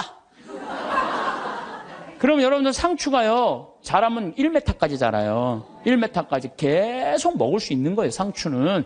근데 그걸 뽑아버리면은 우리가 그 씨 내고 이게 얼마나 우리가 소중한데. 뽑아갖고 또 내 몰래 또 막 봉투 얼마나 아예 올 때부터 봉투를 갖고 오나 봐. 생태마을 가면은 우리가 뜯어갈 수 있다. 그럼 굉장히 속이 상해요. 우리 직원들이 그 힘들게 농사 짓는데. 그런데 저는 이해가 가요. 사람이요 우리가 공짜 좋아하잖아요. 공짜. 그것도 생태마을 이렇게 자연으로 농약 안 치는 거 있다 그러니까 그냥 갖고 가고 싶은 그런 마음. 그래서 나는 우리 직원들한테 뽑아 가지 말라고 얘기는 하지만 그거 갖고 뭐라고 그러지 말아라. 얼마나 가져가고 싶으면 그랬겠느냐. 인간을 이해하는 거죠. 이해를 하는 거예요. 그래서 여러분들 이게 있어요. 사람은 나약한 존재다, 부족한 존재다라는 걸 이해하기 시작하면요, 사람이 이해 안 될 사람이 없어요. 다 그래, 세상 사는 게 얼마나 힘들으면 그렇게 하겠어 라고 이해하기 시작하면요, 그렇게 미워할 것도 없어요, 보면은. 그리고 아주 적극적인 방법은 뭐냐면은 얘기하는 거예요. 너 그렇게 말해서 나 너무 기분 나빠. 앞으로 너 나에 대해서 지금 헛소문을 퍼뜨리는데, 너 내가 들었어. 그러니까 난 그런 말 한 적 없어. 내가 들었다니까. 나 한 적 없어. 그래도 그렇게 말을 하고 나면은요, 어떤 문제가 있냐면 다음에는요, 무서워서 경계하게 돼 있어요. 근데 우리는 끝까지 말 안 해. 그래서 속에서만 끓이는 거야. 저걸 어떻게 하면 좋은가? 그냥 성당에 가서 그냥 예수님 앞에서 울고, 그냥 예수님하고만 그러고 나하고 문제를 일으키는 사람한테는 한마디도 안 하는 거예요. 그래서 부부 사이도 마찬가지라는 거예요. 내가 남편한테 기분 나쁜 일이 있으면 얘기를 해라는 거예요. 근데 우리는 대부분이 말 안 하고 참는 거예요. 혼자 끊임없이 상상을 하는 거예요. 그래서 그냥 나중에는 그냥 분노가 되는 경우가. 그래서 폭발이 돼갖고 그냥 너 죽고 나 죽자. 그래갖고 그냥 이 가스불 켜놓고 그냥 폭발을 그냥. 방화의 16%가 홧김에 지르는 불이래잖아요. 그래서 참 우리가 이 용서라는 게 참 그래서 중요한 거예요. 용서라는 게. 여러분들 파바로티하고 루치아노 파바로티, 호세 카레라스, 그 다음에 플라치도 도밍고, 이 세 사람이 세계 3대 테너라고 그러잖아요. 근데 1984년에 호세 카레라스가 백혈병에 걸려. 호세 카레라스가 백혈병에 걸려갖고 이제 치료를 다니는데, 그때는 뭐 30년 전이니까 돈이 없으니까 미국 시애틀로 이제 치료를 한 달에 한 번씩 비행기를 타고 왔다 갔다 하는 거예요. 근데 돈이 다 떨어졌어요. 호세 카레라스가. 근데 이 카레라스하고 플라치도 도밍고는 원수야, 원수. 어느 정도 원수냐면 카레라스는 전라도 사람, 플라치도 도밍고는 경상도 사람. 쉽게 말하면은 그런 정도로 지역적으로 무슨 법안 문제가 있어요. 그래갖고 도밍고가 공연 가는 데는 카레라스는 안 갔어요. 그리고 카레라스가 공연 가는 데는 도밍고가 안 갔어요. 그리고 아예 처음부터 도밍고가 공연 갈 때 그래, 나는 카레라스를 부르면 안 간다. 아예. 이거 원수였어요. 근데 그냥 백혈병에 가갖고 그냥 카레라스 이제 죽기 일보 직전, 돈도 다 떨어지고. 근데 86년에 헤르모사라는 백혈병 재단에서 연락이 와요. 우리가 당신 도와줄 수 있을 것 같다고. 그러니까 호세 카레라스는 너무 신나는 거죠. 이제 내가 유명하니까 이런 데서 날 다 도와주는구나. 그래서 헤르모사라는 재단의 도움을 받아갖고 병이 다 나요. 병이 다 나갖고 이제 카레라스가 너무 또 유명해지는. 나도 이제 87년에 카레라스가 백혈병을 극복하고 이 훌륭한 성악가다. 그래서 그전에는 카레라스를 몰랐는데, CD를 사서 들어보니까 목소리 너무너무 곱더라고. 이 사람이 10%의 생존율밖에 안 되는데 이걸 극복하고 이 아름다운 노래를. 나한테 CD를 많이 샀죠. 그래갖고 아마 그때 엄청나게 돈을 벌었나 봐요, 카레라스가. 돈을 많이 벌으니까 이제 헤르모사라는 재단한테 내가 이제 당신들을 도와줄 수 있을 것 같다. 그래갖고 연락을 해갖고 정관을 보내달라고 그랬더니 정관에 딱 창립자가 누구냐면 플라치도 도밍고야.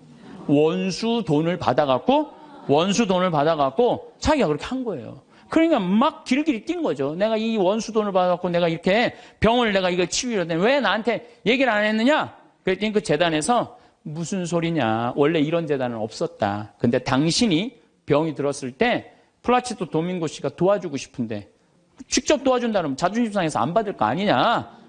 그러니까 무기명으로 이 재단을 당신을 위해서 설립한 거다. 당신을 위해서.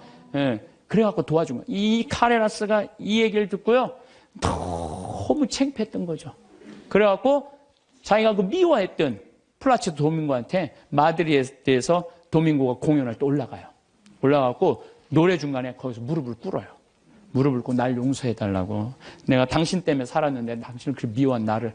도밍고가 딱 일으켜서 아니라고. 당신 목소리가 너무 아까워서 내가 정말 도와주고 싶어서 도와줬다. 그리고 이제 그때부터 이제 세계 3대 테너, 플라치도 도밍고, 호세 카레라스, 파바로티 이제 세상 떠났지만 그 노래를. 나도 그 잠실 체육관에 그 세 분이 왔을 때 노래했는데 둘이 이렇게 바라보고 노래를 하는데 얼마나 다정하게. 그래서 여러분들 우리가 그 아는 노래 중에 파니스 안젤리쿠스, 그래서 아름다운 거예요. 카레라스하고 도밍고가 같이 노래를 둘이 부르는 거예요. 이게 둘이 부르면 멋있거든요. Panis angelicus. 그런 카레라스가 피 panis hominum. 그러면서 이 온 세상 사람들한테 그냥 감동을.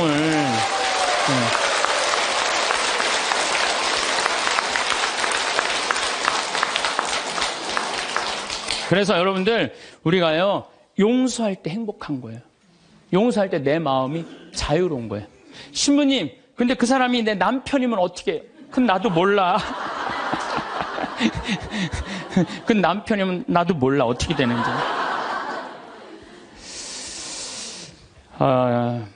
저는 우리 인간이 살아가면서 이게 굉장히 참 중요한 것 같아요. 인생을 살면서 일이 없어. 게을러.